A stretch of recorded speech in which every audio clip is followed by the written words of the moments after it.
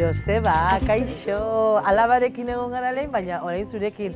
Zenbat urte daramatzazuzuk hemen? Ba, asko. Txikitatik hasi nun, badakizu, ja 14, 15, 16 urtekin jane etxatzen zion, benga, lanera, eta badakizu, eta ja txikitatik hemen sartu eta hemen keatu naiz. Zenbat aldatu da hau, ordutik ona? Asko. Zertan, adibidez? Asko, zati, badakizu, lehen zan ferreteriko lehengokoa bezala, tipo agrikola, gero esaten zian asko kopak eta gauzak, etxeko gauzak eta hori, eta gero indeo aldatu pixkat ja gaur bizi nena asuntoa. Egokitut zarete, gauzazko daukazue hemen, ez?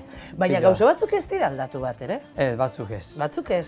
Hemen ikusten ari garen. Bai, hau da Gabonetako danbolina. Danbolina? Jendiak erosten dut danbolina? Asko. Asko? Eta etortzen dira, zati hemen kastaina asko gustatzen zai hemen baserrin eta hori batzuk, afari batzuk izaten dira kastaina eta sagardo eta kitxo. Zumarragako itxura bada, ez? Bai, itxura da. Bueno, hauek dira elektrikoak. Hauek dira elektrikoak. Badaukazu eskuzkoa. Bai, gero dagozu betiko danbolina, betxu ze kategoria.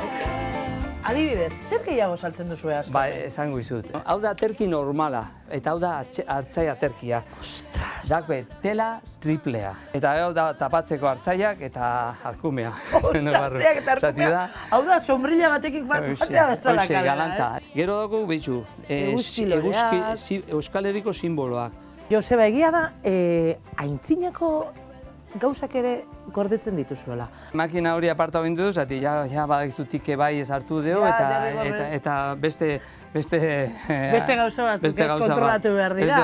Eta gero mantentzen du, gaur egun ondio, ibiltzen deu lehen bezala, ikusi, gauzak harrapatzeko gantxoa. Lehen bezala, ez zara heltzen eta... Aiba gure reala, zatoak eta... Gantxo honek ere bere urteak izango ditu, Bai. Joseba, zorionak, horrela jarraitu egun 30 urte, beste hainbeste edo gehiago. Eta mila esker, hementxe tinko jarraitzen. Eskarriko zuei etorrigatik.